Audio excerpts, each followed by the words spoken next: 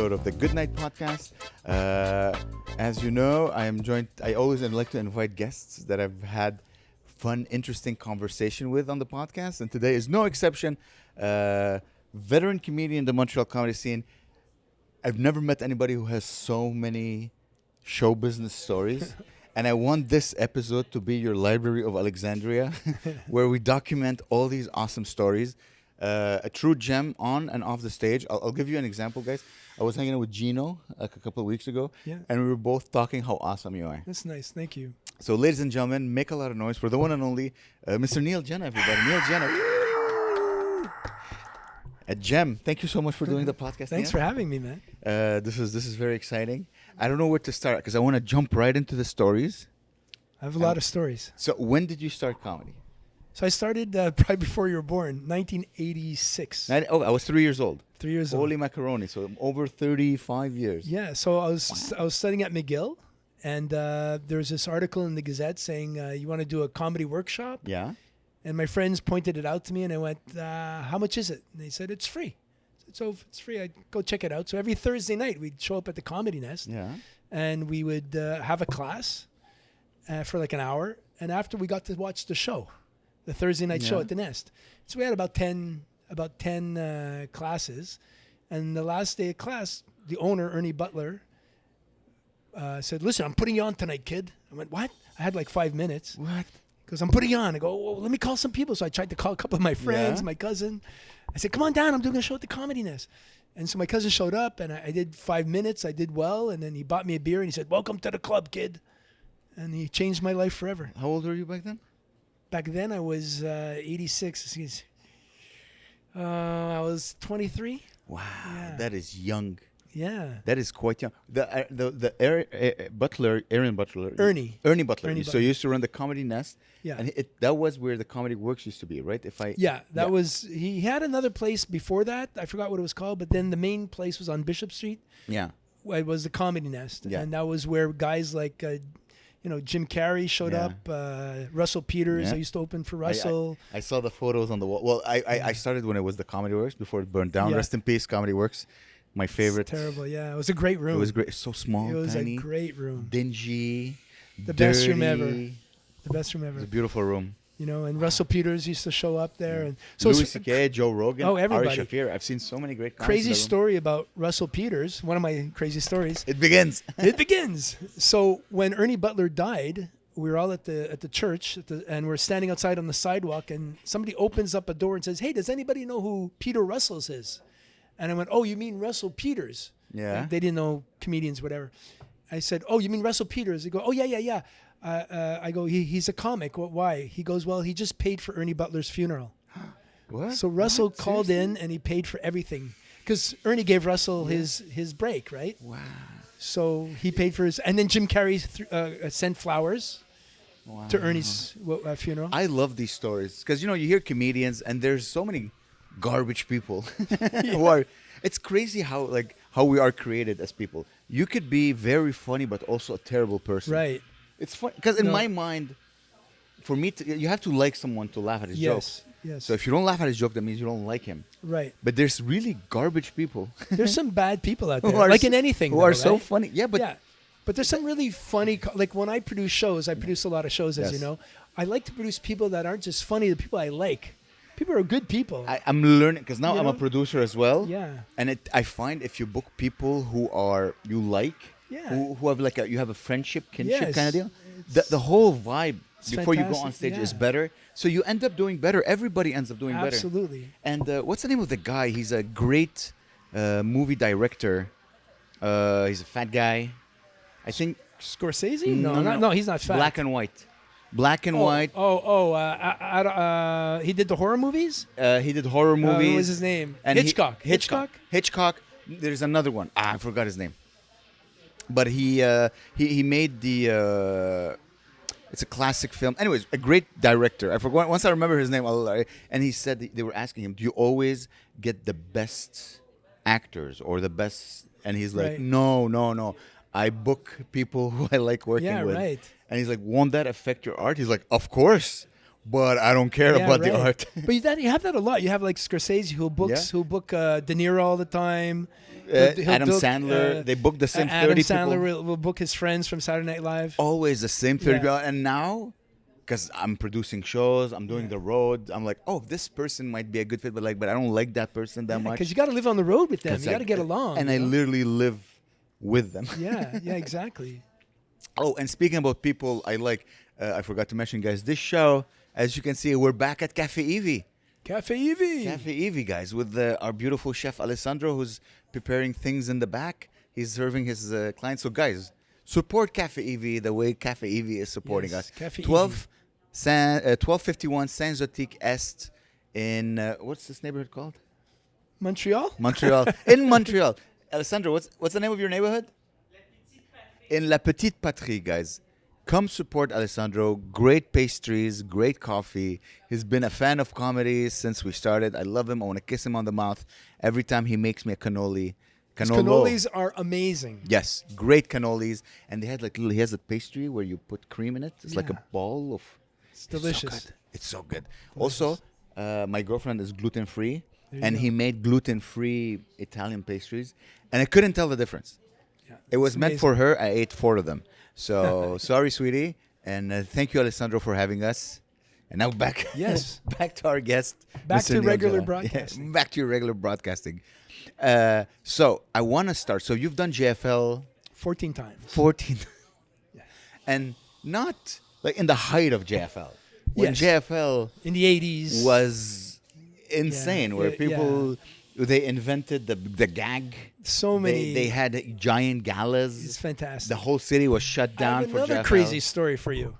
Here's another crazy story. So I was doing a show at Club Soda. Yes. I think it was 1990. And I forgot who the guy was who was supposed to MC, but he couldn't make it. So they got this other comedian to MC to replace him named Jerry Seinfeld. A guy. Just some guy. But at the time, he didn't have his show. Yeah. So he wasn't like super famous, but he was respected. But he didn't explode like he was after his show. So I'm backstage talking to Jerry Seinfeld, and I get introduced to this black comic, and I'm like, he's funny, whatever. And somebody's saying, Eddie Murphy's taking him under his wing. He's going to be big one day. Chris Rock was on the show. Holy macaroni. So I'm backstage with Jerry Seinfeld and Chris Rock, and usually when I meet these guys, I'm like a little kid, right? I take pictures, I'm all embarrassed, and I take my picture, and then I have my picture. But I didn't ask for their picture because they weren't that famous at the time, right? But look at that. Lesson learned. Now I look back, I go, shit, I should have taken a picture. What do we have here? What's happening here? Oh, hello. Thank you so much. this. Okay, so the tea for Mr. Neil Janna. Thank you, sir. Thank you. And I'll have, the OG. Thank you so much, Alessandro. Want to say hi to the people? So guys, Alessandro, come. Oh, well, listen, if we're plugging Alessandro and everybody else, why don't we plug Amer's comedy and his podcast, everybody? Check out, is there a logo on this side? Yes. Check out this guy. He's funny. He's got a great podcast, and he's got great interviewers. I do have amazing interviews. Ooh. So this is the old mug with Gabriel. Hey, Gabriel. He's watching this right now. Gabe, Hey, Gabe. what's up? Good to see you. Congrats on getting married. Yeah. I keep telling everyone why you're not on the podcast anymore. That's too bad. See what women will do to you, Gabe. Yes, you've been replaced by Neil Janna. Crazy, yeah. But isn't that crazy? Like, there's so many people I've met over the years that were nobody. They were just starting off, and then they got their big break at the festival, and then their life changes. I find the road is so much easier in terms of getting the laugh. Yeah, of course. However, I find in small towns sometimes they haven't seen a lot of comedy. And so they're excited to see it. So they're excited, and they're like, and then they'll turn to it like, oh, that's a great joke. Right. like you're talking. But it's fun in those small rooms because sometimes when you do the big theaters like Théâtre Saint-Denis or Place des Arts, you don't get that same vibe as you know. You know, it's always more fun to do the smaller rooms. I find, I don't know if it's a good thing, but I was telling my friend Eric last time, I love chaotic shows. Okay. Because... What do you mean by chaotic? In the sense that I've done a few theaters in my life. I've been blessed. I opened for Sugar Sammy. I opened for Dale Elliott at the Corona like 2 weeks ago. Right. I've done like big theaters. Right. And I find big theaters, you just have to deliver your material, have your tempo, your rhythm perfect. Yeah. There's no slip up. Sometimes you'll say an ad lib, right, and we'll get a big pop. Right. But it's a very structured set. Right. when I did Sudbury, it was in a bar. We had the bar packed. Everybody at the bar came to watch the show. Right. But it's a bit, the guy you're talking to is right in front of you. Somebody might say something. Right. There's more chances of heckling. Right. People will start talking, so you have to. So I'm so present. You have to be. I'm so You have present to be, when I do yeah. small shows. Yeah.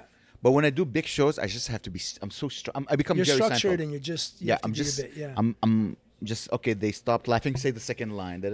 It's more an orchestra. Yeah. But I find when I'm doing small, it's like a jam. You're just jamming with your friends, and sometimes you'll change.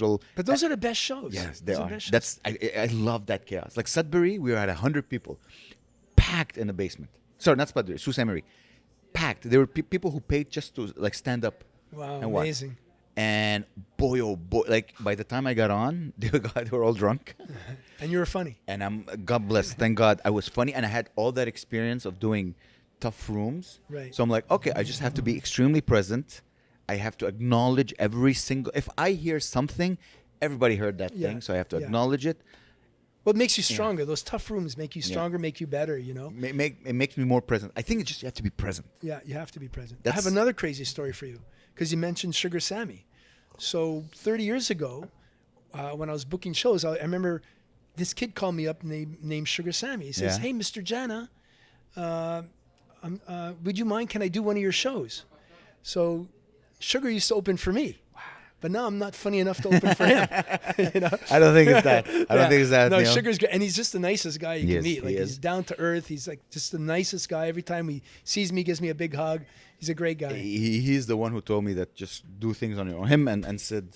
Yeah, you got to do. My just do your thing. knowledge of show business is from these two guys, pretty Right. much exclusively. Yeah, no, good guys. Run your own shows, be professional, be on time. Except Right. tonight, sorry, I was late.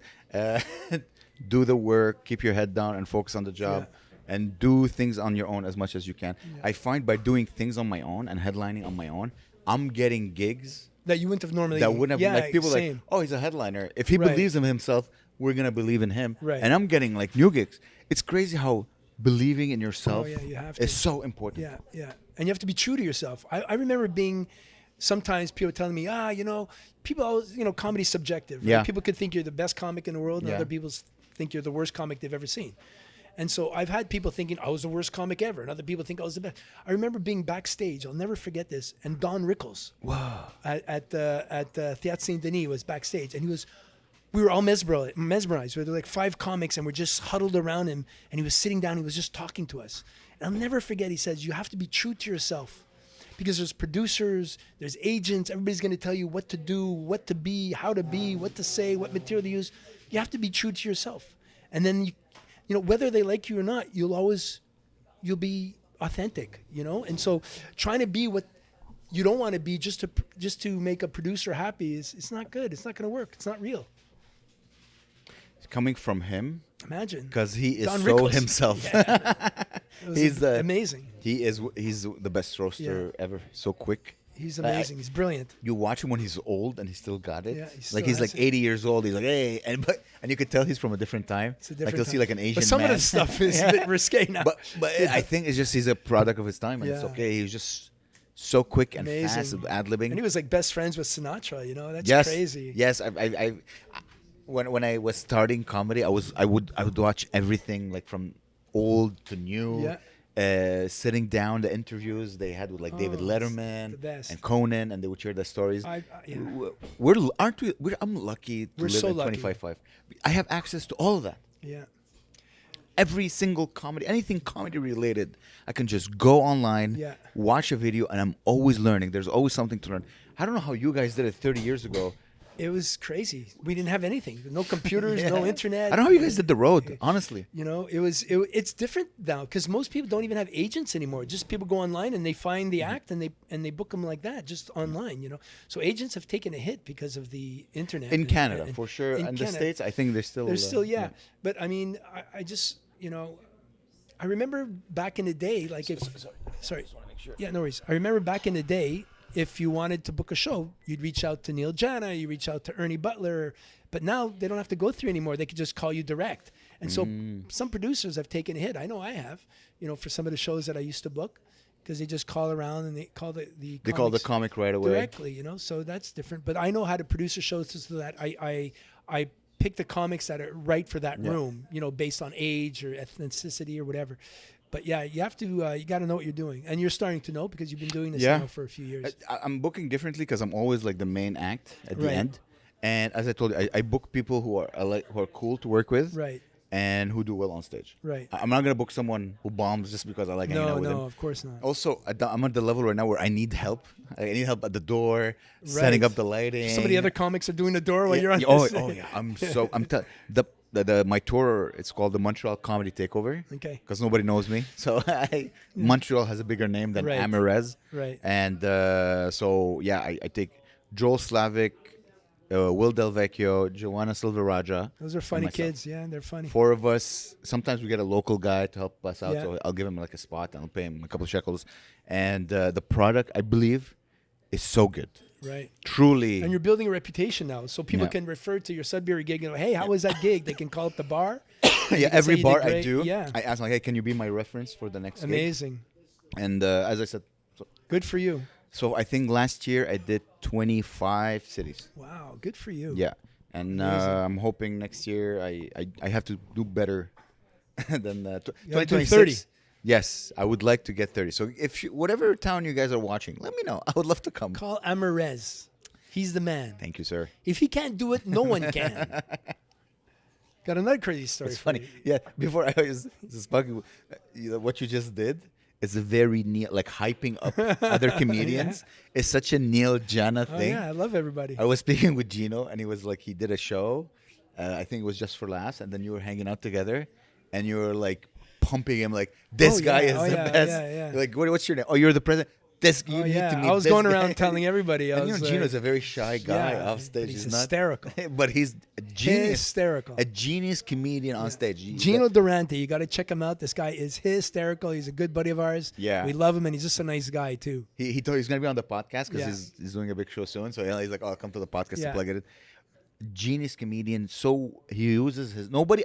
There's nobody in the scene who uses his body Oh, he's great. as well. He's as very he does. animated on stage. He's really. He's a gem. Plus, sweetest guy. Yeah, nice. So funny. Sweet.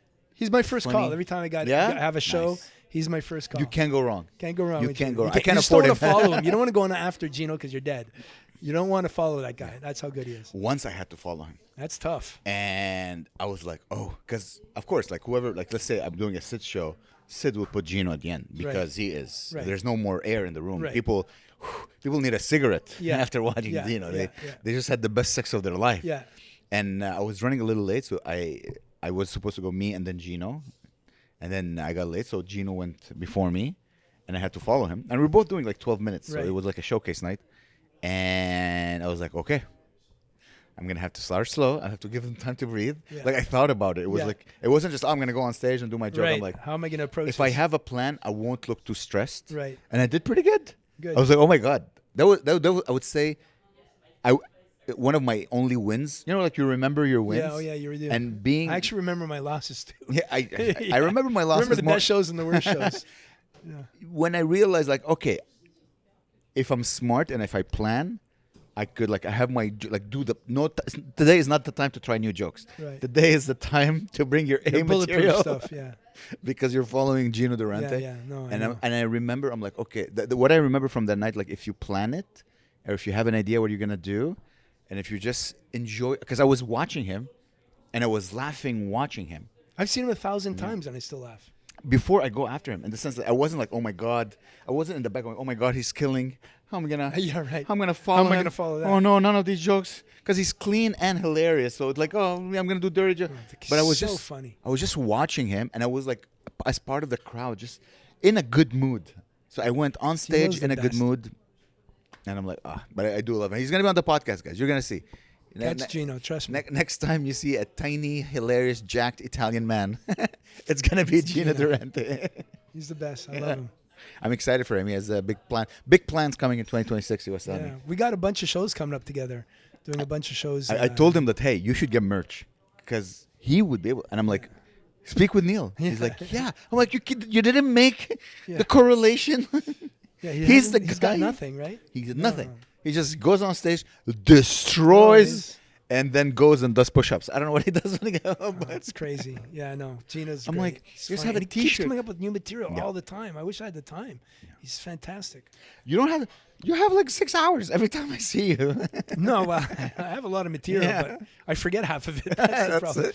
And I That's try- why we release material so we can Yeah. forget it. Yeah, you Yeah. do have. And I remember you always come with your papers. Yeah, I read my Your- notes. I call them and your, old school. It's as if Yeah, from 1925. comics are. I'm like you. I like to write on paper. Yeah. And I find comics of your generation. You bring like stacks of paper. Yeah. And it's as if you went to ancient Mesopotamia or Jerusalem, Yeah. and you find old scrolls, the old Bibles written But my papers by are really Jesus beat up. by Yeah, it's himself. crazy, yeah.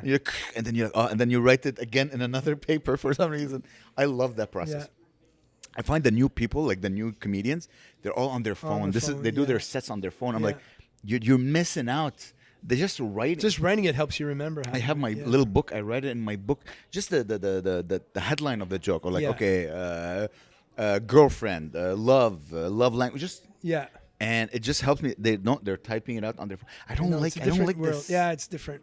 Now I'm working a lot on my phone. Yeah. Like I know I have to type on a keyboard. I don't know what the word is, but I can type on a keyboard extremely fast. Yeah. But now I'm working on my phone because I'm editing on my phone, or Right. I'm making AI videos on my Right. phone. So I keep these are the only 2 fingers that I'm using. I think this is when you watch Aliens and they only have like 3 fingers. It's because these 2 are not necessary. Just one to hold the phone, one to hold the back, and one to type. I'm still That's a what- one-finger typer. Yeah. Yeah, on my computer, On your, one. really? Just one. My I can't. God. I'm not good. How about you on the phone? Same. One, and my letters are like half an inch high because I can't see. So everything's like super big on my phone. That is when I see people over. I'm assuming you're over 50 years old. I'm 62. You're I'm going to be 62? 62 this year. You're gonna be mashallah. 62. Mashallah. Not bad, eh, baby? Not bad. Look at this. Look at these. Look at these. Goddamn. Do it again. That was gonna be this. Not bad. Not bad for an old guy. That's another thing. You are extremely in shape. It's deceiving because underneath this you can't see all the bad that's happening. Neil, Can't like see if you have a face like your face shows you're in your 50s, it doesn't say in your 60s, Okay. but you still have your hair. Got my hair. You have the body, I would say, of a jacked Of 30-year-old. a jacked 59-year-old. No, 30-year-old. Okay. 35. I'll give you this. 35-year-old. Maybe 50. I can see the vein in your arm. This sounds gay. This is becoming. Let's look at Neil's body. Let's get back to comedy. Let's come back. So you want more stories? I got more stories Oh. for you. I got the best stories. Okay, so here's a crazy story. This story went viral. So about, I don't know, maybe 10 years ago, my best buddy Brian at the time called me up and said, "Hey, you feel like going to eat at Kentucky Fried Chicken?" I'm going, "I'm not really up to. I don't really like Kentucky." She said, "We'll bring the kids." I go, "My kids don't really eat Kentucky Fried Chicken." He goes, "No, I got a better idea. Why don't we go to the first Kentucky Fried Chicken in Kentucky and we'll have lunch?"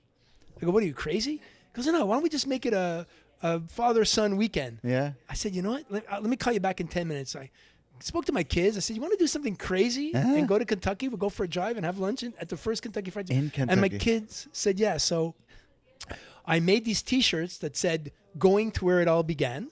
That we all wore. On the back, it had all the cities we're gonna pass through, like a concert T-shirt. Whoa. I did that, and my friend, you know, the bucket. Back in the day at Kentucky Fried Chicken, they used to have this big bucket in front of the restaurant, and they used to turn. Yeah. So what my guy did, he took those mirror balls, those disco mirror Yeah. balls. He took the motor from the disco mirror ball. He went and bought a bucket from Kentucky Fried Chicken, put it on top of his car with the motor, and made the bucket turn. So every time the van would stop, we'd turn on the motor, and the bucket would turn. So this is a true story. So we made these T-shirts, and on the side of the van, we bought this big magnet that said "Going to Where It All Began." And we decided, we're going to call the manager of the first Kentucky Fried Chicken in Corbin, Kentucky, and tell him we're coming. And we wanted to offer him a T-shirt. I was going to make an extra T-shirt for him. Yeah. So we called this guy, and we said, "Listen, we're a couple of guys from Montreal, Canada. We want to make a road trip to show our kids the first Kentucky Fried Chicken. And we want to bring you a little gift. So can we bring you a T-shirt? What size are you?" He says, "Extra large, whatever." So anyways, so we get into the car, and we start driving towards Corbin, Kentucky. And on our way, we made these very funny videos. And we had made these certificates that said, "Thank you for helping us along the way, Mr. and Mrs. Blank." And whoever we met along the way, we'd fill out their name, and we'd give them a copy of the certificate. So anyways, we did these funny videos. We get to Corbin, Kentucky, and we meet the manager, and we thought we're going to act really crazy. So we started putting out our own cutlery and forks on the table. We put flowers. We put like wine glasses, and everybody in the restaurant's looking at us like we're crazy. And he had the actual same tables and chairs from the first Kentucky Fried Chicken. So we set up the table. We meet the manager. We give him the T-shirt. We gave him some maple syrup to thank him, you know. And we ordered our stuff. And my kids had never, ever been in a Kentucky Fried Chicken before. So we had to go the week before we left to Kentucky Fried Chicken for them to pick something so they know what they were doing, because we had to pretend that we go there all the time, right? So anyways, we eat. We talk to the manager, and then he introduces us to this newspaper guy. He says, listen, I called this local newspaper guy, and the circulation was like 2,000. It's a small town, Corbin, Kentucky. And he decides to interview us. So, you know, why did you come, and what are the names of the people? And he interviews us, and then we thank him. We leave, we eat, and we go, okay, back to Montreal. So we get on a car, we start heading back to Montreal. Unbeknownst to us that this guy who interviewed us gave the story to the Associated Press, and the story goes viral. And we don't know this. We're like driving like in the car, Frère Jacques, Frère, and this thing is exploding around the world. We get to the customs after 2 days, and again, doing these funny videos, we get to customs, and you know when you get to customs, you're trying to go through the lane that has the least amount of cars, so we're like looking around, we finally find a lane, we go in there, and we said, hey, listen, they asked us, you know, what we were doing, went to Kentucky Fried Chicken. We said, can we take a picture with you? And the customs officer is like, no, we're not allowed to do that, because we were taking pictures with everybody. I said, but can we have your name? He says, yeah, Lieutenant Sanders. Like Colonel Sanders. I'm like, what are the chances? So we crossed the border, and like 5 minutes later, my wife calls me and says, hey, I've been trying to reach you for 2 days. What's going on? He goes, well, I shut off my roaming. I don't want to spend roaming. She goes, you don't understand. You're everywhere. I go, what are you talking about? She says, you're on ABC, you're on NBC, you're on TV. Everybody's trying to reach you right now. I go, what do you mean? She goes, you better hang up. You better call this person from Fox News or something. Anyways, our phones start ringing off the hook. We start like getting, Aaron Rand calls us to do an interview on CJD, CBC. Then all of a sudden, I'm turning on the TV, and we're on Good Morning America. They're talking to us about us on days, the father and son trip to Good Morning. You know, instead of bringing their kids to Disneyland, they go to Kentucky Fried Chicken. So anyways, like 2 weeks later, we get a call, and it's a call from the marketing company from Kentucky Fried Chicken, and they go, listen, the good people at Kentucky Fried Chicken has been following your story. The CEO would like to invite you and your family back to Kentucky. They want to meet you. What? So it was crazy. So 2 weeks later, we go back to Kentucky with our family. We go to the head office. There's a red carpet outside, outside the building. There's hundreds of people, and we're running up the red carpet, high-fiving everybody. And they like give us a tour of Kentucky Fried Chicken. They explain the new secret sauces, and they give us a taste test. And it was crazy. And one of the things that happened that was really crazy is one of our last videos that we did before we went back to Kentucky, we called my friend's nearest Kentucky Fried Chicken in Chateauguay. And we called him and said, listen, we would like to do a little, skit or a little video inside your restaurant. Would that be okay? He said, well, listen, you got to call our manager and get permission. So the manager, we give the number. The manager calls us and say, hey, listen, we'd like to do a little interview, not interview, but a little, skit inside your place. She goes, yeah, but listen, we're trying to track down these two guys who went to Kentucky. I went, whoa, that was us. She goes, oh my God, I'm in Quebec City. I'm canceling my appointment. I'll meet you tonight in Montreal at Chateauguay. So she actually cancels she drives back from Quebec City just to meet us. We show up at the restaurant. There's balloons. They're interviewing us. And this whole story went viral. My sister calls me from Florida. Hey, you're in our newspaper. My friend calls me from Edmonton. You're in our newspaper. We're in the New York Times. We're in an article in Bangladesh. You know you've made it when you're in the Bangladesh newspaper. I just want to say. I don't want to brag. There's people you meet who know how to use photos well. And you are one of these people. Who know how to use photos? Photos. Because every time I spoke with you, like Amer, like let's say we talk about a subject, like it's exactly like this podcast. We're talking about a subject, and you'll go, oh, look at this. And then you'll pull your phone. And I'll have a picture of somebody. With Jimmy Fallon. I have my phone right here, yeah. Somebody will mention, hey, you ever seen this comic? He's one of my favorite comics. I'll go, who? That guy. Jimmy Kimmel? Yeah, here we go. Jimmy Kimmel? You met him. You met all these people during Just for Laughs. This is one of my favorite pictures of all. I'll show you.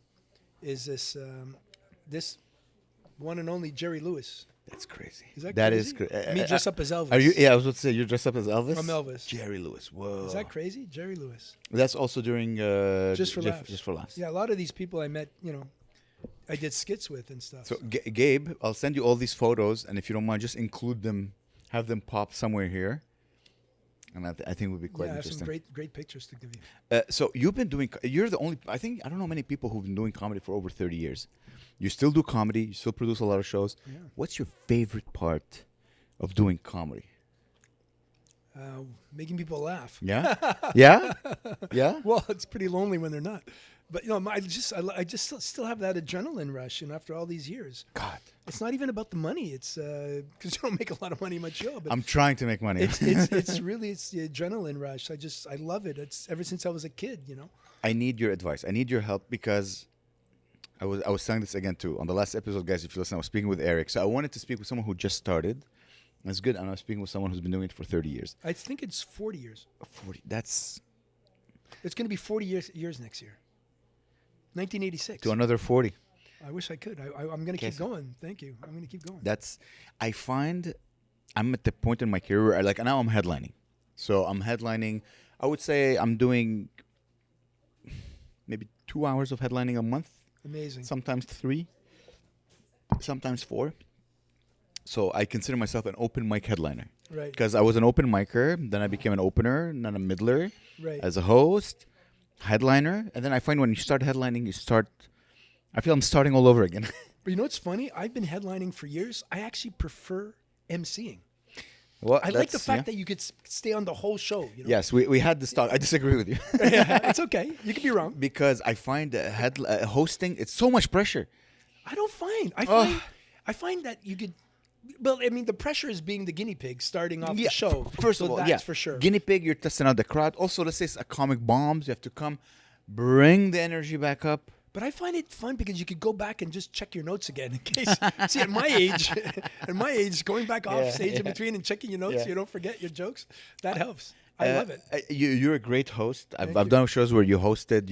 You're so likable. Your material is likable. I find that it takes that from me. Sometimes I like being not likable, because let's say I'm doing a long set, I'll say something that they'll go, "Oh," but I know where I'm going. Right. So I'm like, and they kind There's of a reason. Yeah. the fact that they said "aw" in my mind, they're still with me, Right. which means I can get them It's we're a gonna challenge to get them back. The challenge, but they want to be gotten back in the Yeah. sense we're gonna play along, we're gonna say "aw," but we're still gonna laugh. Right. And then you say something like crude, and they're like "aw," but then you hit them with a big punchline, and then they explode. Yeah. And I find that when I'm hosting, I don't have the time to play. Also, you're not the star of the show. No. You gotta give the comedians have to. Yeah. That's one of And the that's the advice. problem. That's a big mistake that a lot of comics do. Yeah, and Joey told me this. Well, a lot of the MCs will do too much time. Yeah, oh my And it's not God. about you. You got to Yeah. keep the flow of the show going. And I know some comics that'll just off the top. They'll do like 20 MC, will do 20. You can't be doing that. I allow myself that if it's my show. If it's like the Good Night Comedy Show, it says Amer presents. Okay. I'll do 20 minutes off the top. Okay. But it's my show. It's your like show? it's Amer Okay. presents. If I'm let's say Yuck Yucks or Sid or whatever Right. club hires me, 10 minutes off the Right. top. I'm a professional. Right. But if it's my show, that's another Well, thing. if you advertise it like Yeah. that, then that's fine. Yeah. Exactly. And now, I have my Good Night Comedy Show every Tuesday. You're welcome anytime, Neil. Yeah. Come test out jokes. Yeah. I'm starting to have fans, Great. people who come every show or Well, every wasn't other this the show. story with this restaurant? The guy who owns the restaurant here was a big fan of yours, right? That's why we're doing the Alessandro? podcast. Yeah, yeah. He was a big fan. Yeah. He's still a big fan. I love him. I'm a big fan of yours now because your food is pretty good here. You got to go check out his food. It's pretty good. Yes. Cafe Eevee. Thank you so much for reminding me Cafe Eevee. that the show's fun. Cafe Eevee, 1251 San Zoticas. Guys, come. Alessandro is going to be behind the cash. He's making you a coffee. He's a great guy. You'll love him. The place is always people walking in. I love this. This It's is great. vibe. It's Yeah. the local, local So it's local cafe. cafe. Local Everybody cafe hangs out with at. tremendous Italian homemade pastries. I love great. it. Yeah, it's So great. yeah, when I that's another thing is that I'm grateful for every gig I got. Yeah. But there's something that when I produce my own shows, I feel so free. Like no one hired me. No, right. So I can be as crazy. Do I whatever can you be want. as creative as I want. It's my show. It's my name. I find this freedom, the shows are better. Yeah. And I slowly I'm trying to integrate this freedom when, like, let's say Yuck Yucks hires me to do a show, to be as free, but I'm not. I cannot. I even when I'm not singling out Yuck Yucks. Any club or any producer who hires me, I find that okay, still have to be professional. I have to abide by certain rules. But when it's my show, Right. I'm just. You're free, I'm but you also free. have the responsibility of putting on a good show, Yes. and not letting Yeah. down people. So there's a So real pressure far, of that. so far, so good. Yeah. So But far, I know when I yeah. produce shows, the same thing. I mean, I Yeah. feel like, But I they're could all do- your shows. Well, I mean, I could do my own thing, but there's that pressure of making sure the lighting is right and the sound sounds good, so the audience has a Yes. good show. You know. I'm very meticulous about the small details Yeah. that go before I even hit the stage. Yeah. Even the way people sit, Yeah, if the seats are too far from the stage. or if they're sitting, like, let's say you're the comedian, and those long tables where I have to look at Yeah, you like right, this. right. Oh, round tables where people have to literally turn it. Yeah, I'm very when I like anybody who's gonna go see me on the road, know that I vetted this place before I booked it. Right. I saw it. I asked for photos. right. I bring my own spotlights because I like the comedian to have good lighting on Yeah, him. I that's like the important. crowd has to be in the dark, but good lighting on the comedian, because a lot of my jokes personally come from if you look at my face, you'll know it's a joke. Right. So if you can't see my face very well, it just sounds crude and rude Right, or whatever. right. So I'm very meticulous, but also the freedom I have on stage when I'm self-producing. For sure. It's No, it's the best. it's the thing, because I was about to say, like, this adrenaline rush, I get none of it anymore. No, Zero. I still get the adrenaline rush every time I have a show. I'm excited that day. I can't wait to go on. I perform like 5-6 times a week, so That's gone. out the That's window. gone. Maybe for me because I'm not performing as often. So Yeah, it's but not you're as- doing like 45 minutes. You know what I mean? Like, here's what gives me like a rush is when I read a new joke right, and I test it out. right. Oh, and it works. That's the best. That's the best feeling. Oh, it's a Yeah, brain that's the best orgasm right here. Yeah. And B, being a businessman, because I'm not I've never been a businessman. Mm-hmm. And I find the rush I have, like, from calling bars, setting up, thinking of like creative ads. Think You of love what that part of it. I decided last year I'm like, okay, after speaking with Sugar Sam, like, okay, this is part of the gig. If I want to reach where I want to reach, I have to become a businessman. So I'm an open mic businessman. So I the fact that I did so many years of open micing where you don't make money, I'm like, I'm just gonna learn. I'm just gonna try something. Yeah. No one is my boss. It's crazy. People who have, because you have your own stuff, right? You have your company. Yeah, during the day I have a. You work 18 hours a day. Yeah, I actually do. You know what? Do you know what I do during the day? I sell promotional. Yes, you're in the promo. T-shirts, hoodies, Exactly. And I sell it out to McGill and Gakori. So you're your own businessman. Yeah. You see, I at the beginning I was an engineer, so I had an Right. office job, and then I was a open micer. So Right. I wasn't. But now I'm discovering the art of running your own business, and it's fun. Yeah. It's really fun because you think of ideas, and you're like, oh, I'm gonna try these ideas. Yeah. Some of them work. Some of them end up costing me hundreds of dollars, Yeah. but it's always a lesson learned. Yeah. I'm reading books about business. I'm reading books about advertising. Like, I'm And really you learn by your enjoying. failures, right? So that's the whole thing. Mostly, last year was all like failure, because I'm creative, so I'm thinking of stupid ideas Yeah. that don't always work. But I'm not homeless, so life is good. But I'm really enjoying that. I get a big high also after a show when I sell merch. Yeah. And I sell merch. Last tour, I took with me like 18 or 19 mugs, sold out all my mugs. Amazing. I have pins and magnets, giving them away, selling them away. Good for you. Because in my mind, if someone is willing to pay $20, let's say, for a ticket, and then at the end of the show he pays another $20 for a mug, Yeah. why you not? really like the show. So in my mind, I'm like, I have a fan forever in Yeah. New That's Brunswick. great. In We Halifax, want there to are thank you yes, for doing that. thank you so much. Yeah. It brings All me these. like new the fans. new It's amazing. jokes and selling mugs. I don't know. I can't explain it. I don't know if it's good. I don't know. It's funny that you thought mugs. Everybody's selling CDs. You're selling Yeah. mugs. CDs. CDs. That's how old I am. No one's selling CDs That's true. anymore. I forgot those days. Oh my God. Nobody How buys old am I? art. Yeah, nobody buys anything. It's all on the internet now. Selling art now is a dying business. No one Yeah. buys art. Yeah. If you want to make money, you have to go on the road, or you have to have Yeah. merch. That's the only way. right, it's true. Art itself now it's as if See how old I am? I said CDs. See, I told you I was old. you could have said vinyls. You could have been older, Yeah, it's true. or phonographs or whatever. Oh my God, crazy. Yeah. Yeah, nobody buys. Don't you find it's weird that nobody buys art anymore? Well, when you say art, you Yeah. mean Art. not art like Music, nobody buys music. No, because it's all free on the Comedy, internet. nobody buys No, I nobody know. buys comedy. Comedy album, you can Nobody's just buy. going into the cinemas anymore. It's sad. Like, Nobody's going watching to the cinema, movies. yeah. It's really weird. Yeah. It's a different world. It's the whole. I applaud people who invented the iPhone or like the phones and the internet and how, because everything now is consumed through this Yeah. or live. Yeah. Either people are paying hundreds of dollars. I don't. When is the last time you went to see a concert, Neil? Oh, I don't remember. Maybe 30 years ago. 30. Okay, and how much were the tickets? Actually, that's not true. Maybe 5 years 5 ago. I saw Paul McCartney.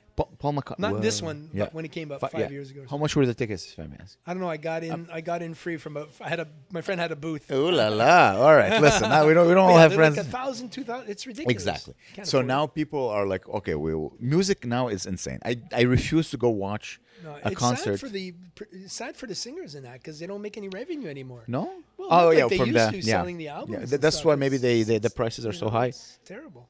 Yeah, so they have to make it on their tours, I guess. I the last time I went to see a concert was probably a few years ago, and when the prices, I think I went to see Oasis Yeah. when they came or No Doubt, I don't remember. Tickets were like $70. For me, that's a good price for a Yeah. good seat. $70 Yeah, bucks. that's Now it's like reasonable. $400. It's insane. It's crazy. No, I refuse. it's I went to crazy. see small, I have a friend, acquaintance. He's a musician. I went to see. I paid $10 to go see him, and I got the vibe that I look for. I'm like, oh, maybe I should go see, instead of going to see Paul McCartney at the Bell Center, I'll go to see Mr. Sherbill. His name is Sherbill, in a small, tiny room. Right. It was him on stage, like two other bands, and maybe 40 people in the crowd. I'm like, oh, this is way better. It's intimate. That's It's for sure. intimate. It's an actual concert. I don't feel I paid $300 to watch Paul McCartney this big. Yeah, yeah. Now, the world is changing, and I'm curious now with AI, what's gonna happen? Wow, it's crazy. What do you think of Check- AI, Neil? What do you think of It's AI? just it's mind-boggling to me. Like it's just like at my age to see that changes over the years. Like when I grew up, we didn't have a computer. There's no computers. Now my kids only know computers, iPhones, right? But back then, like there was nothing, and now we see with ChatGPT.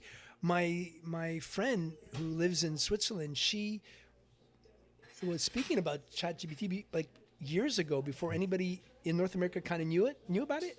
Like she was in the milieu and of all that. And I was like crazy. And like now, it's a different world, man. I'm a huge fan. It's crazy.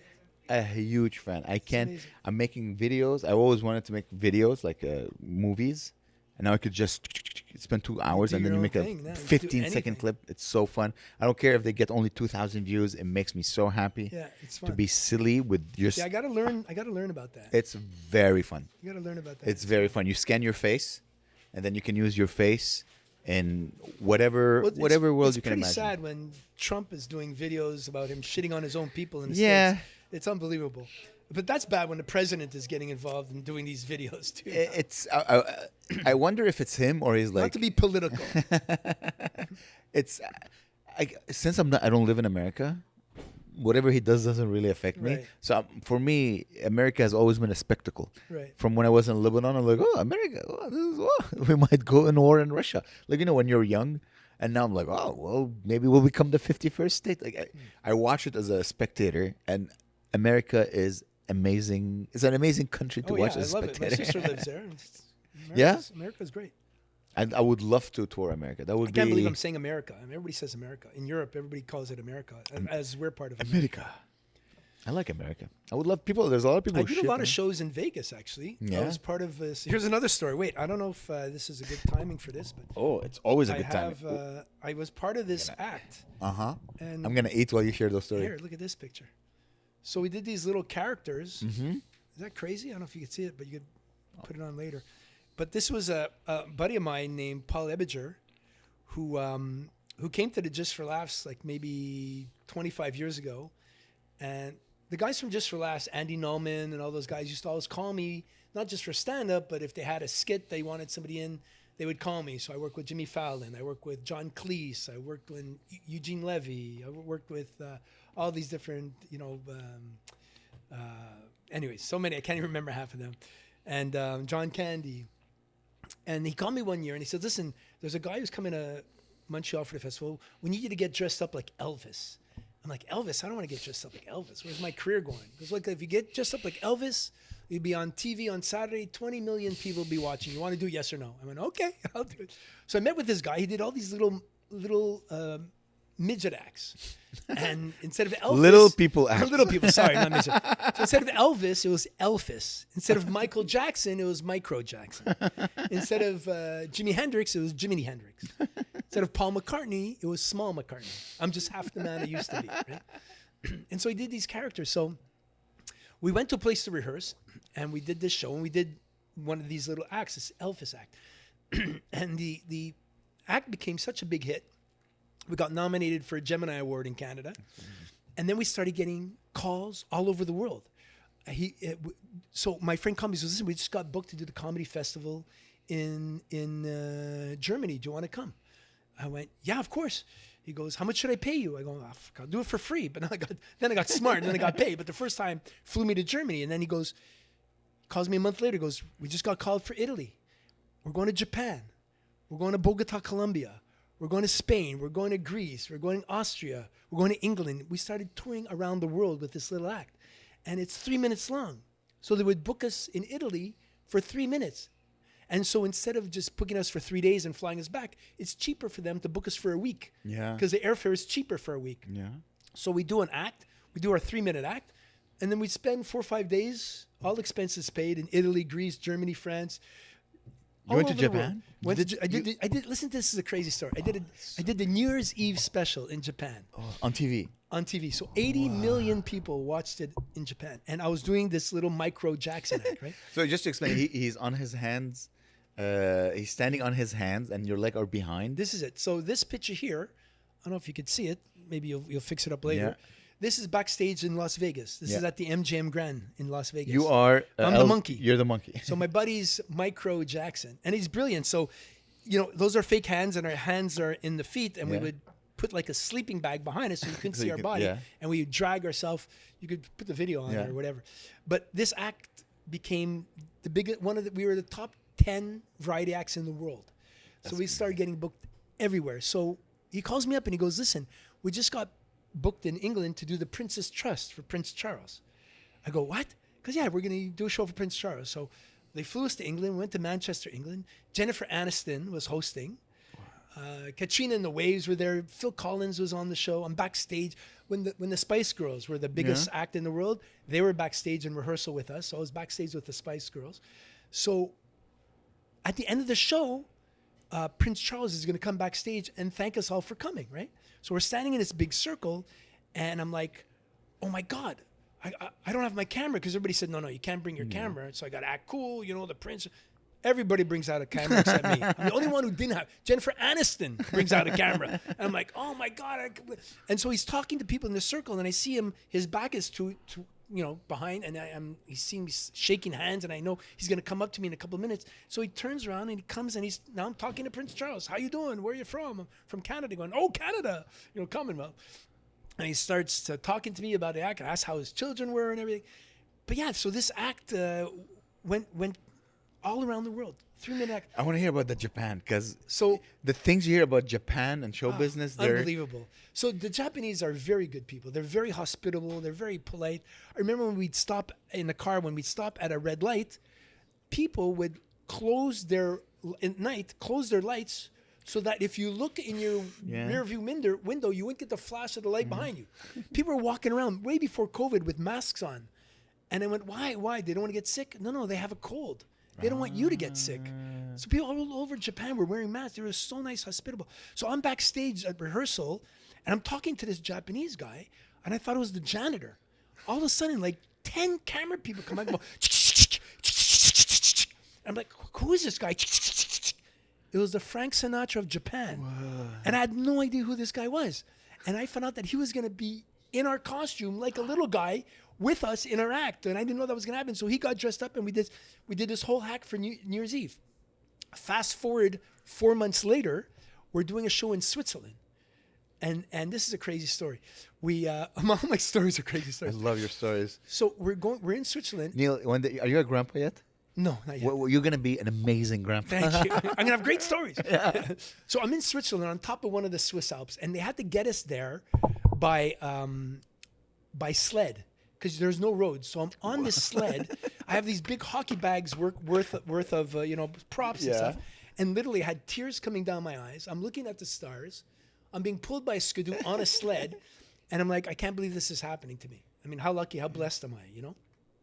So I do the show in Switzerland, and then the next day after the show, we're taking a gondola somewhere, and these two girls from Japan were on the gondola, and they're saying, "Oh, hello, where are you from?" And I'm saying, "We're from Canada and the States. What do you do here?" And I'm saying, "Well, we're doing a comedy show," and I showed them the picture, and they go, "Oh, we see you on NHK TV New Year's Eve special." I'm like, "Are you serious?" In a gondola in Switzerland, they had seen her act in Japan. It's just crazy.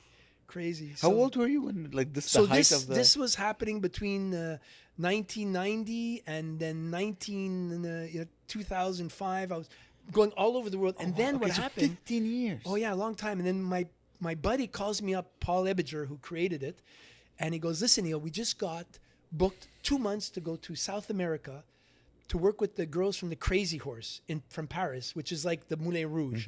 So what they would do, they would come up, do their dance, and when they go backstage to change, they'd have like a juggler or somebody. So they'd have us come out for 3-4 minutes while they're changing and do our little act. So he goes, "We just got booked for 2 months." I go, "Paul, I can't go for 2 months. I have my company, my t-shirt company." He goes, "I had to ask you, you're my best friend." So he went for 2 months, came back. I'll go, "How was it?" He goes, "The most amazing time. We went to Argentina." And you're hanging out with professional burlesque dancers. That's pretty good. Tough job. And so he had the most amazing time. He goes, "I got some more bad news." I go, "What?" He goes, "We just got booked 6 months in Vegas. Can you come?" Wow. I'm like, "Oh, dude, are you serious? Where?" He goes, "The MGM Grand Hotel." I go, "I can't go, man." I go, "I can't believe this is happening." So anyways, that 6 months turned into 15 years. So he spent 15 years at the MGM Grand. Then he moved over to the Hard Rock. Yeah. But had I known at the time that was going to be a thing, because you know how it is in the business. You're in the business. You're the top of the world, and then they spit you out because the new act comes by or the new face is there. And I didn't know if I signed a contract for 15 years, then I for sure would have moved my family, And you work 3 minutes a day. That's it. So we do 2 shows a night. So we work 6 minutes a day. And was it enough? Did he build a fortune? Well, he did quite well. Yeah? I mean, he did quite well. And while he was in Vegas, people around the world were calling him. So he had double sets of the costumes. So when he was busy at Vegas, he would send me. So once I did 2 weeks in Monte Carlo. I was in Monte Carlo. I worked out of the called the Sporting Club in Monte Carlo where Michael Jackson performed. Wow. And he sent me there for 2 weeks because he couldn't go. He was busy in Vegas. So he had the same Michael Jackson and the same, Elvis costumes. And so me and another guy went and we did our act there. And it was fantastic because I would work 3 minutes a day. The rest of the day I'm hanging out with the jugglers and hanging out with the dancers. Just I've been so lucky. I've been really, really lucky in my life, How? It was just crazy. Just a Monte crazy Carlo? life. My 2 God, weeks. what Have you are ever been? No, of course not. If you get a chance, people, go to Monte Carlo. It's the most beautiful place you've ever seen in your life. It's stunning. It looks like It's unbelievable. I've watched videos. It looks like Beautiful. a billionaire's paradise. It is. It's all gazillionaires. They're all good. It's like they make sure there's no poor people. There's no poor people, and there's a lot of money there, man. It's just I saw from what I watched, gorgeous cars, Gorgeous women, beautiful women, the Grand Prix, and the Grand Prix. The hotels. Apparently, there's like everything is immaculate. Yeah. It looks like small town Italy, but it's just beautiful. just everything is perfect. Yeah, It looks like a studio set. Yeah, and It's like what you hope all Europe looks like is Monte I Carlo. was so lucky. I was there for 2 weeks. We worked 4 days 1 week, 4 days the second week. That's crazy. And you just chill around. And we just chilled during the day. We'd what- go to work at 8 o'clock. We'd finish work at 9 o'clock. Well, what is there to do during the day in Monte Carlo? Well, what was beautiful about, it's so beautiful. You could go to the pool, you go to the Yeah. beach, you could hang out. But our hotel was on the opposite end of where the sporting club was. And instead of taking a cab, it was so beautiful. We would walk like an hour to work every day and just walk through the streets where the Grand Prix was. And the bars and the people and just the vibe was. Were you single back then?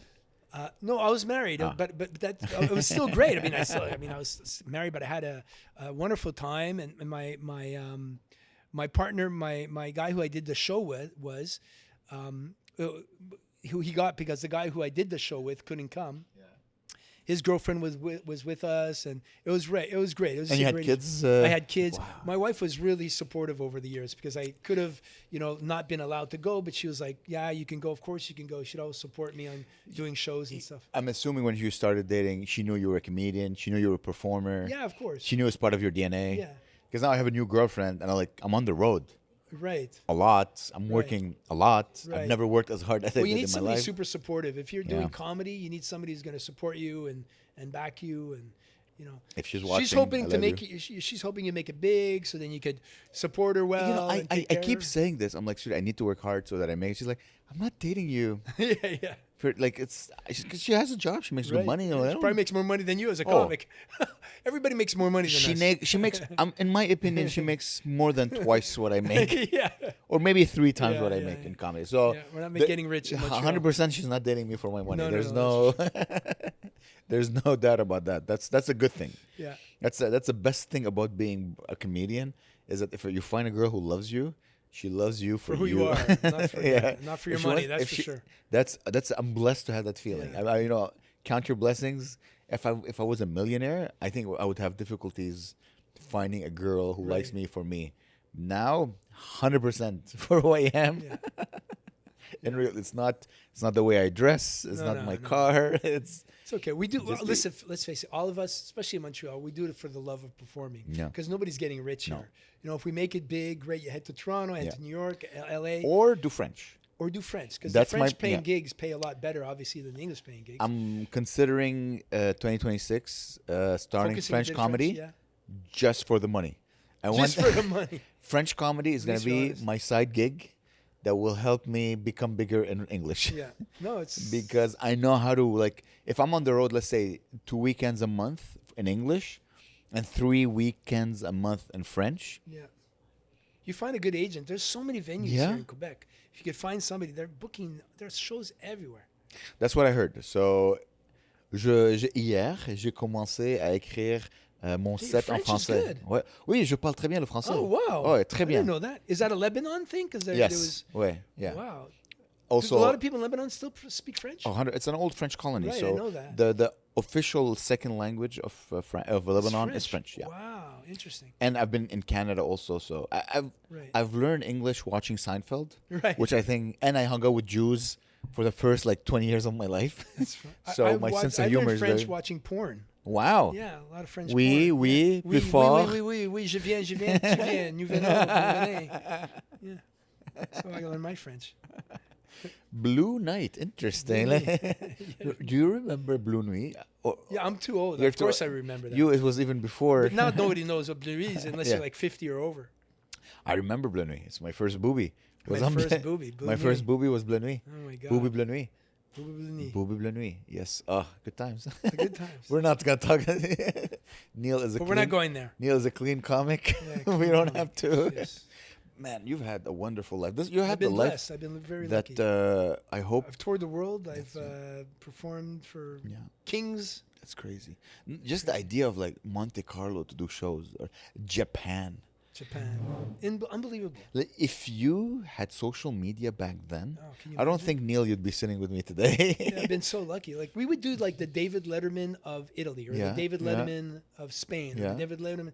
We would do all these big time shows. It was crazy. It was crazy.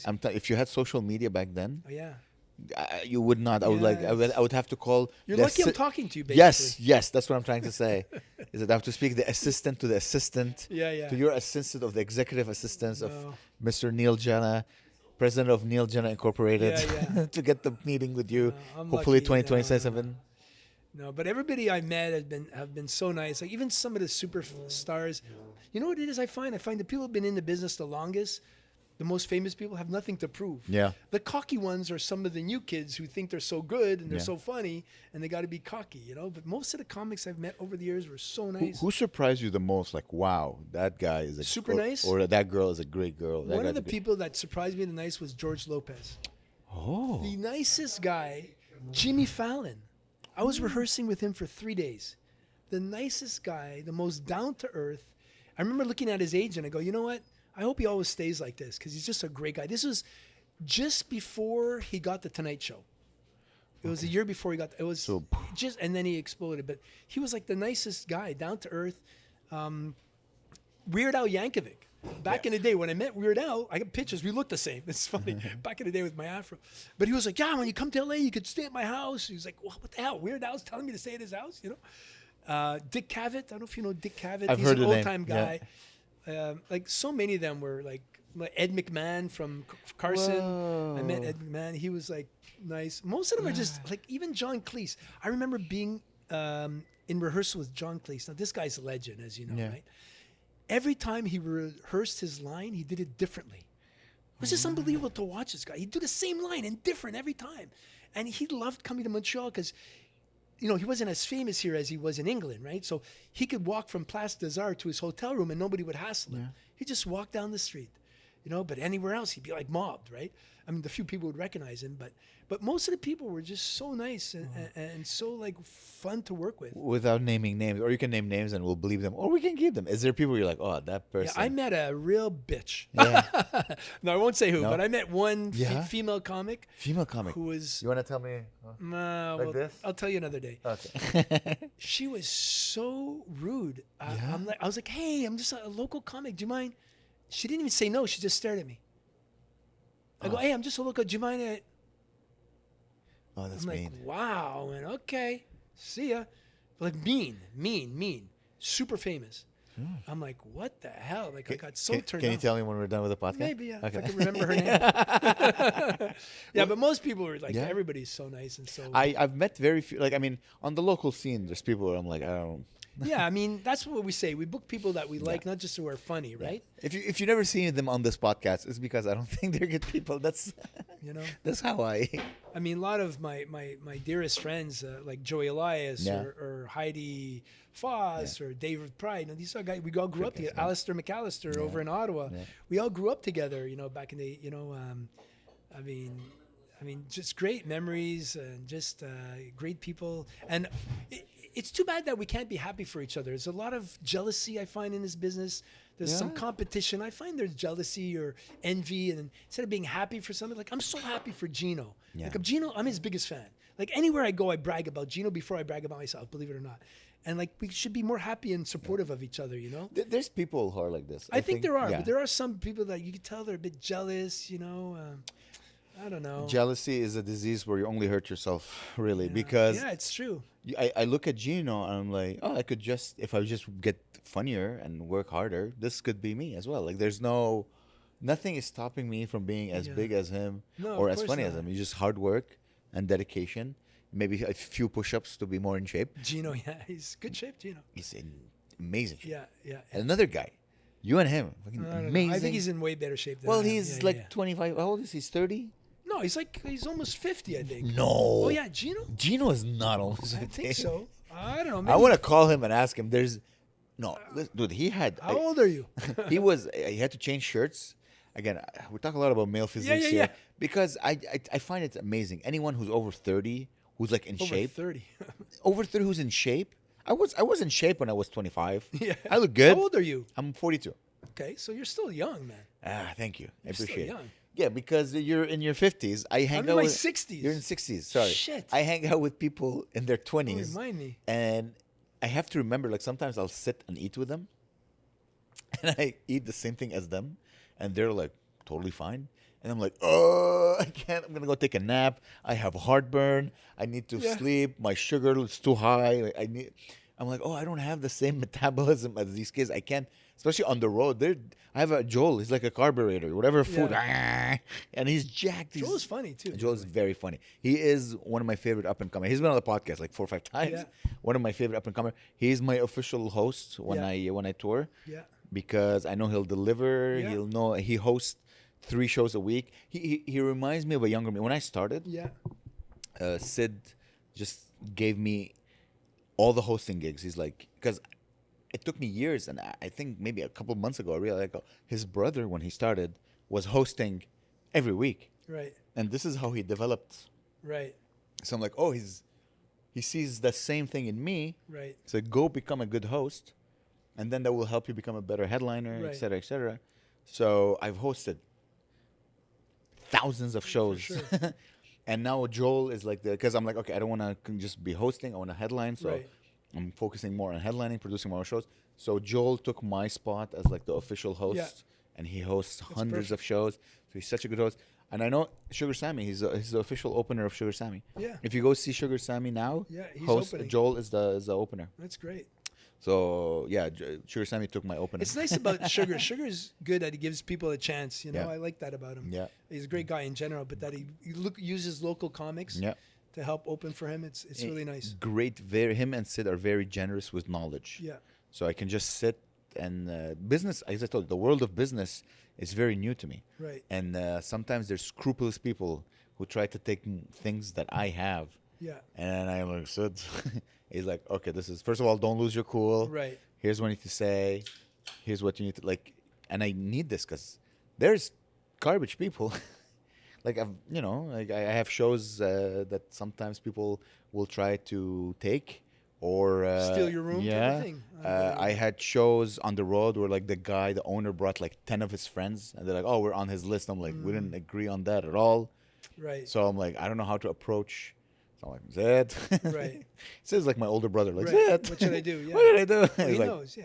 He's like, okay, do this. Worst case, just eat for the amount of food that he owes you, Yeah, right. and then tell him, well, listen, we're good now. Yeah. Like he's just the way to phrase. Sometimes I get emotional, and I think there's no place for emotions in business. You have to be Yeah. Yeah. like Keep your head on straight. Keep Yeah. like it's like chess. If you get too hot-headed, Yeah. you lose the game. So he helps me. Keep it on an even level. Keep it level. Know how to talk. It's fine. Sometimes it's just the way you say something Right. will change the mood of the Yeah, conversation. for sure. I'm Middle Eastern, so I'm like, kiss. You guys are crazy. Hey, so are you? You guys are crazy. Aren't you also Middle Eastern? Yes, I am. Yeah. The non-terrorist side. Some of us. There's not many of you. We're taking Not over. many. Trust me. If you haven't seen a friend in a long time, I might know where he is. I like that. The non-terrorist side.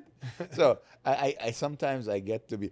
So he's like, no, this is. Yeah. And I find having surrounding yourself. When I was young, I surrounded myself with people who are better than me. Yeah, that's the best way. And My dad used yeah. to always say that: play basketball, play football. Yeah. Always play with people who are better than you. Because That's how you're gonna get. my better. childhood best friends. They're smarter than me. They're funnier than me. They're more hardworking than me. They're more creative. I always, for some reason, every time like this guy he has something. Yeah. And I'm gonna become his friend. Yeah. And I'm a very good friend. I can. This is I my. believe that. This is my I see strength. that in you. This is my strength. I'm a good friend. I see that in you. But I like to surround myself with people who are better than me, and I learn. And for some reason, the way my brain works, like my friend Eugene, he's one of my closest friends. I have his voice downloaded in my mind. Like Right. he moved to he lives in New York now, so I don't talk to him All as your good much. friends seem to move away from you. It's funny. Yeah, no, except Guillaume. Guillaume is still here. Hi, Guillaume, if you're watching. Gabe, Hi, I Guillaume. lost Gabe, but he's still part of my life. He edits, he watches this great. podcast. Without him, this podcast would not exist. Okay, cool. But yes, thank you for pointing out that. But part of me is that to get to where they are. I mean, Gabe was he was a barback here in Montreal, and he was What's a barback? just a guy who picks up the glasses and Is that what they washes call them. Yeah, a barback. Barback. Yeah, so he goes to the back of the bar to clean. I Blah thought blah they're blah. called something else. In Slaves. My day. Slaves. Yeah, the in my sense day we that- call yeah. them. What do they call? I think What do you that call the guys in the restaurants? Not barbacks. Maybe that's why I'm getting. dishwasher, No, not dishwasher. They're. What server. do you call them? Don't you? A Busboy. busboy. That's Yeah. what they are. But a isn't that the busboy. same as barback? What's a barback? A barback also brings drinks. We Back from the bar. Yeah. So it's a I never helper. knew that. I never heard that word. get more drinks from the back. Yeah. Okay, a busboy is what I know. Busboy. Yeah, so okay, we'll say busboy. Yeah. So he was like he was doing open mics, Right. and then we became friends, and then he met his girlfriend, his wife now, and And she was from England. Is that why you moved back? she's from England, but she was doing her PhD here in Montreal. Got you. And Gabe is now an adult. Like it's crazy to Well, say, because he got married. because yeah, in the He sense grew that up. How old is he? He's in his 30s. Okay. I would say mid 30s. I would Okay. say, and he's an adult. Okay. Like he moved just to move. He got a job. He teaches at a CJEP in wow, good for in him. England. Was he a teacher? Is that what he studied? He studied communication, I believe. So, Okay. but he's teaching exactly what he's been practicing, like social media, communication, comedy, Good like for how him. to, because now universities and CJEPs they have to cater for the Right. What's happening. What's happening. Yeah. So I'm so happy for him. Like Good he's an for him. adult. I talked to him. He works out. He has like a food, like he visits different cities in the UK, and he has hundreds of thousands of views, millions of Wow. views a month. What? Yeah, yeah. He's On what? About what? on TikTok, where basically he'll go to a small city and he'll make a video, and he's so funny, and his editing skills are amazing. Wow. And Unbelievable. he is one of the few where I'll watch a whole video because his Wow. editing is so good, so hypnotizing. He just captures you, he keeps your attention. And what's it called? How do you find him? It's the Hangry Canadian. Hangry Canadian. Yes, the We're not going to Hangry plug Canadian. him. Hangry Canadian. Hangry but we won't Canadian. plug him. I- Hangry Canadian. And it's just so nice to see. What's your podcast called? The Good Night Podcast. The Good Night. The Good Night Podcast. Yeah. Good It Night used to be podcast. called. Is it written on here? It Good was. Night? No, this is the Amerez. Amerez, sorry. It used to be called It Was a Bonne Nuit. This is with me and Gabe, beautiful Gabe, and we were getting like 5 views. I'm like, oh, we should. It's an English podcast. It should be Good Night. So we changed it for Good Night Podcast. Bonne Nuit. Yeah, that's how we got there. That's cool. Yeah, but I like seeing. I don't mind losing my friends. This sounds weird. I don't mind losing my friends if I get to see them grow. Success. Yeah. Succeed, yeah. That makes me so happy because all my friendships, they're very brotherly. Like that's my brother. So like I don't play football with my friends. I don't play. No, we sit and we talk. Yeah. And we just end up becoming better humans at the end Yeah. of this conversation. So if there's anything I did to help my friends succeed, then nothing makes me more Perfect. happy. Good. I look at Eugene. He finished his PhD. He has a daughter. He lives in New York. He works in like the startup making whatever. In the sense that he's a success. Yeah. And that makes me happy for some. Like this is my friend. I'm proud of him. Like who he was versus who he is right now. Does it bother you that you still make $10 an hour when you do a No, comedy because show? I When you see your fought- friends making all this money? I don't need money. I explain Well, you this- need money to pay bills. Yes, as long as I'm paying my Right, bills then you're good. and I get to experiment. Like I was telling my girlfriend, like let's say I become a gazillionaire, I'm gonna be dressed exactly the same. Right. Why would I? Well, you can't tell that I'm a gazillionaire, Yeah, can you? no, you can't exactly. As long as I get to be, I told my girlfriend because now we're testing something out.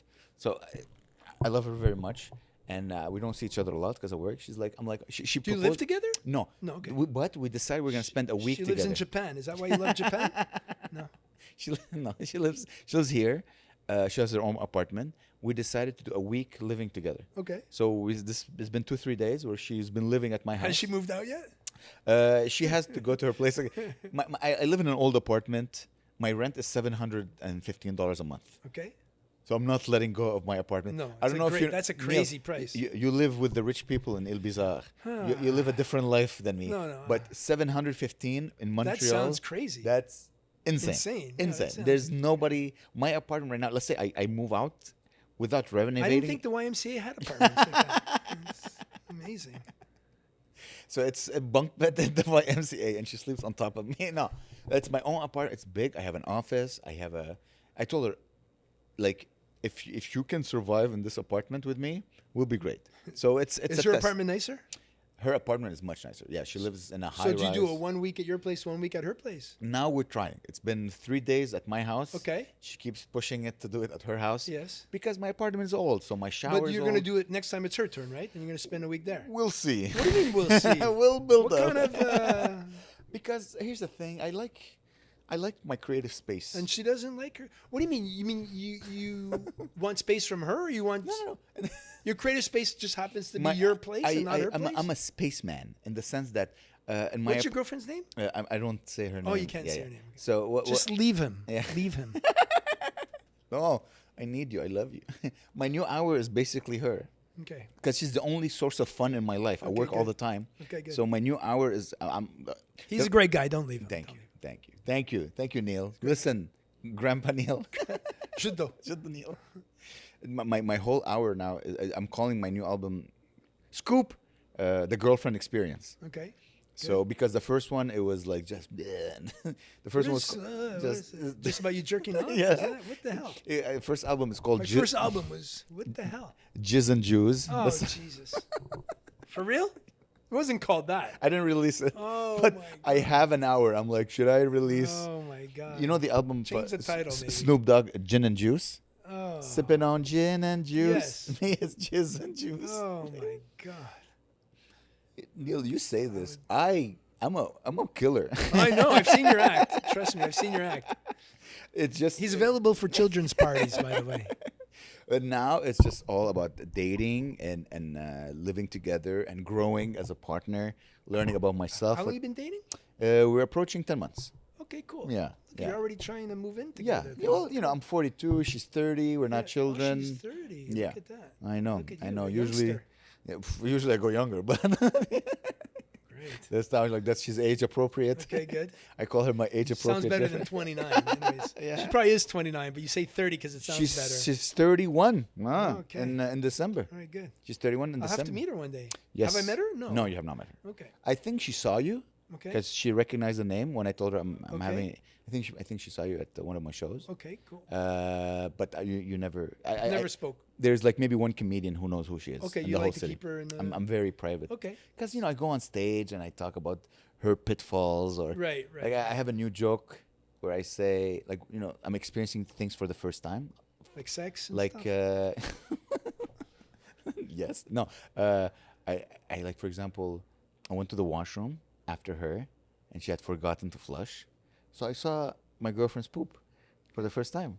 I don't know if you ever saw your partner's, but I knew I loved her because I looked at it. I was like, "Aw," like I had this. You know what I mean? Like That was your reaction? I was like, "Aw." I wasn't like, "This is no." Oh, she poos too. And I wrote a joke about it. I mean, I'm not gonna do it here. Fuck it, I'll do it here. Where I say that every man should see his partner's or his wife's poop once a week, because everything makes sense now. Like, oh, she doesn't hate me. She's constipated. That's why she's in a shitty mood. I don't need to have emotional intelligence. She needs fiber. And I have a whole, and it's true. Like I'm like, oh, of course. That's why. That's why she's a bitch. That's not me. It's yellow today. Yeah, there's a problem. She's not feeling well. She's pooping like a rabbit. Of course she's not. Got you. Of course she's. So it's just. So I talk about having sex with her and blah blah. Right. So I don't want my friends to put a face I hear you. on the stories. I get it. Also, I'm a very very private guy. Like Okay. even when I was an engineer, I'm a very private guy. So I'm like So you're on Facebook, but you don't post stuff on Facebook or anything? with her, no. I use social media purely for Just for comedy. comedy, got you. Purely for comedy purposes. Okay. Whether it's sketches or jokes or promotion, there's no like, oh, here's me and Right. my friend.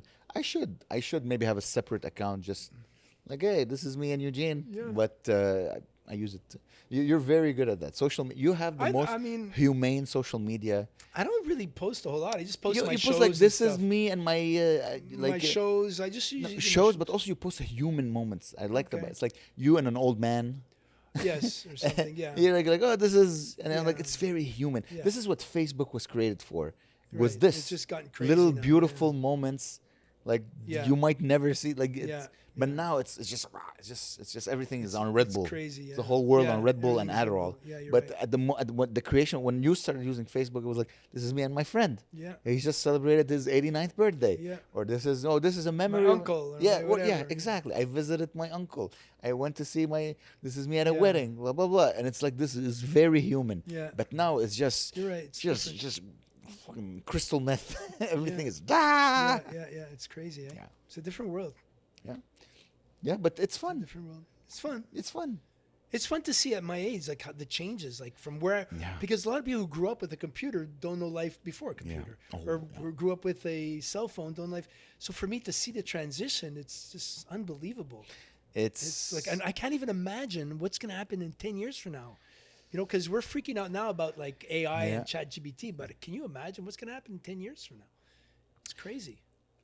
I just want them to find a cure for cancer. That's what I want. I'm sure I they want cured them to find a AIDS. cure for cancer. They cured AIDS. You know, So AIDS is gone. we got to get So cancer. apparently Russia has a. Something I heard about that. yeah. but who knows, right? In my opinion, especially if they start using AI, which will simplify a lot of within 10 years, we're going to have a cure for cancer. I hope so, man.